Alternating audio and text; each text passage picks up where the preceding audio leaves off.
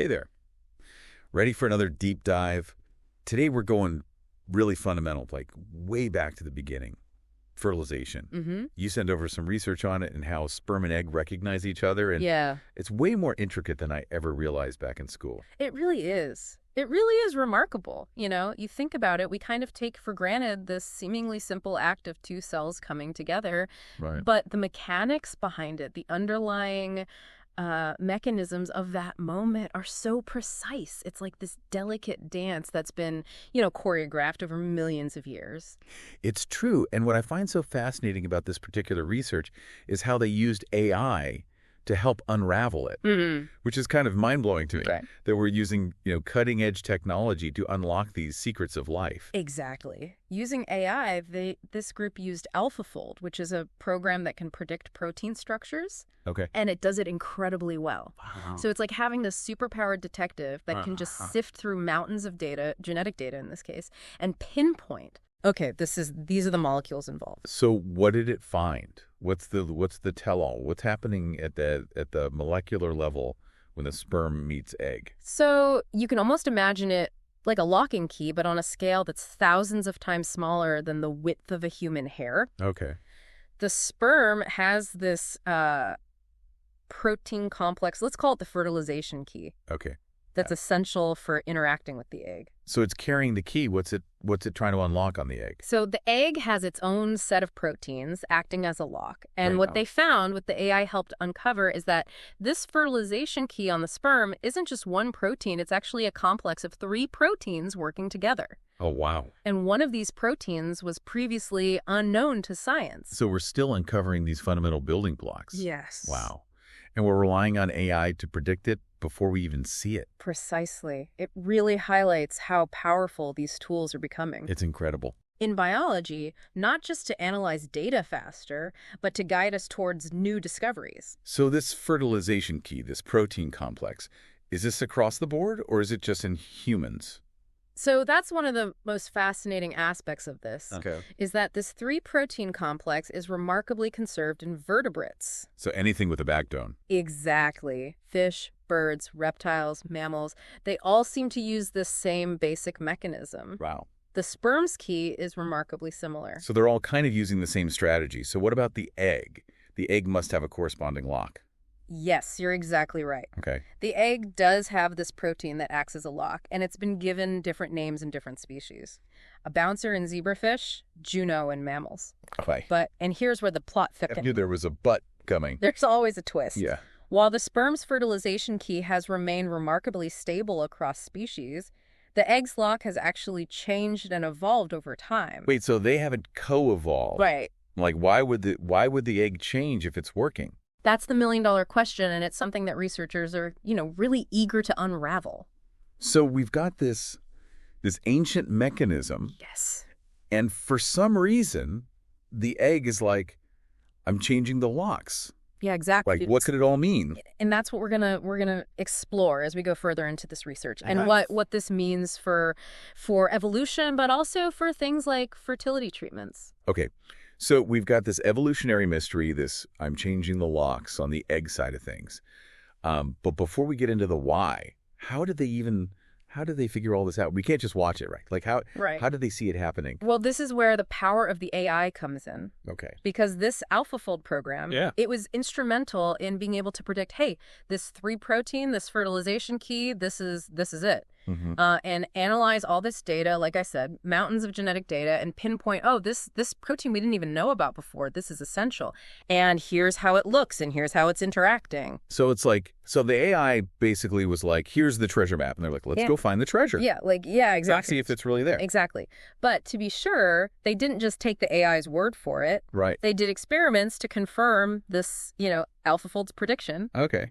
And so they tested the sperm's protein complex with egg proteins from different species, like zebrafish. Zebrafish. The little striped guys like you buy at the pet store? Exactly. Zebrafish are great because their embryos are transparent. Right. So you can actually watch fertilization happen Oh, wow. under a microscope in real time. That's so cool. So they got to see this key in action. Exactly. And what they found is, like I said, just like AlphaFold predicted, there it was. the sperm's protein complex interacting with the egg's protein, and they saw this across multiple species, confirming that, okay, this mechanism, it's the real deal, and it's probably widespread in vertebrates. Okay, that is very cool.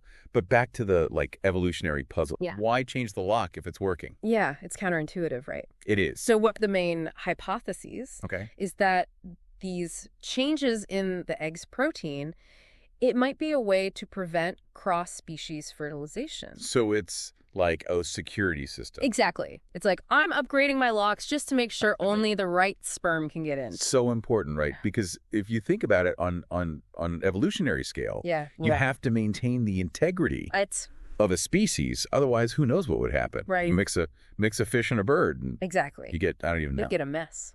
So it's playing gatekeeper, essentially, the egg. You could say that. Just making sure the right sperm get in there. Yep, and that only one sperm gets in, which... We'll have to get to that. We'll get to that. That's a whole other... But it's, Yeah. It's an example of how evolution solves problems, right? It's not always about creating something new. Sometimes it's just about, tweaking and refining. Right, refining the system. Refining what's already there. It makes me wonder, though, are there other things besides cross-species fertilization? Mm-hmm. What else could be going on? Yeah, that's a great question. And that's something that researchers are actively investigating. I mean, one possibility is that these changes in the egg's protein, they could be related to the immune system and compatibility. Huh. So it's, maybe helping the egg recognize and select for sperm. So it's not just keeping the wrong ones out. Exactly. It's like find the best one. It's like out of the sperm that are the right species, let me pick the best one. That's fascinating. Yeah. It adds a whole other layer. Another layer of complexity to this whole thing. Exactly. And it just highlights how much we really still don't know. About, the intricacies of this. This is what I love, though. Yeah. Is that we started with, how do a sperm and egg recognize each other? This simple question. And it's like, whoa, AI. And we're down the rabbit hole. Evolutionary biology. The essence of what makes a species unique. It's incredible. It's amazing. And we're not done yet. But before we go any further, we have to talk about, what does this mean for us? Right. You mentioned implications for human fertility. So. Right. That's what we're going to get into in the next part here. Okay, so we've talked about, AI cracking the code. Mm-hmm. We've talked about zebrafish, helping us watch this all unfold. Yeah. This mystery of, the egg changing the locks. Right. But what does this all mean, for us? You mentioned something about fertility. Yeah. So this research, this could be, groundbreaking for understanding infertility, for potentially treating infertility. Okay. Imagine being able to pinpoint why fertilization isn't happening at the molecular level. Yeah. Are there subtle variations in a person's fertilization key or the egg's lock? It's like realizing the key's a little bent. Exactly. Or the lock is a little rusty, and you're like, yeah, oh, that's why it's not working. That's why the door's not opening. Right, exactly. So, this could lead to more targeted fertility treatment, personalized medicine. Right, based on an individual's biology. Yeah. And it could also have implications, for new types of contraceptives as well, right? Oh, interesting. Ones that work by subtly disrupting this protein interaction instead of using hormones. Wow, so on both ends of the spectrum. Exactly. Helping people conceive and then also preventing conception. That's wild. And it really, I think it underscores the importance of basic research. Yeah. We think of these medical breakthroughs and there's this eureka moment. Right. But really they're built on, years of just painstaking research, really fundamental biological processes. So it's like we're laying the foundation for a skyscraper. Yeah. You might not see the building yet, but we got to have that strong foundation. Exactly. Great analogy. And speaking of foundations, AI becoming quite the cornerstone of research, of discovery. It's a powerful tool. Who knows what other mysteries it'll help us solve. Exactly. Yeah. But for now, this is incredible. Yeah. We've gone from those diagrams. I know, right? To high school biology. Visualizing, yeah. Yeah, with the little cutouts. Yeah, exactly. To actually seeing these interactions. It's the protein. Yeah. And it's amazing. And we're not even we're just at the beginning still. This is just the beginning. Which is, I think, the most exciting part. Yeah, absolutely. Because there's so much more to learn. Like, what triggers that final fusion, right? After the sperm and eggs proteins connect, like, what's that last? And how does the egg make sure only one sperm gets in? Exactly. Because that's key too, right? It's a whole other.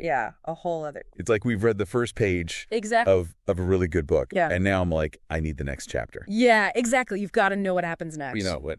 I have to say, this has been just like such an awesome deep dive. Like, my mind is blown thinking about the complexity of life. Even at, like you said, at the very, very beginning. At its very beginning. Yeah. And that we're even able to, like, figure it out. Yeah. It's really amazing. It's pretty incredible. What science can help us understand these days. Yeah, and AI, too. Let's not forget our AI friend. And AI, right? Give us a little extra boost there.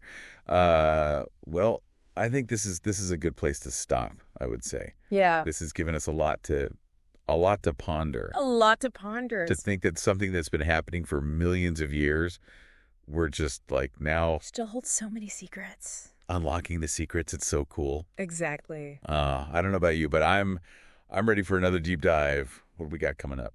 Let's see. What other wonders of the cell are we going to uncover next? Ooh, I like it. Stay tuned, everyone. This is going to be good.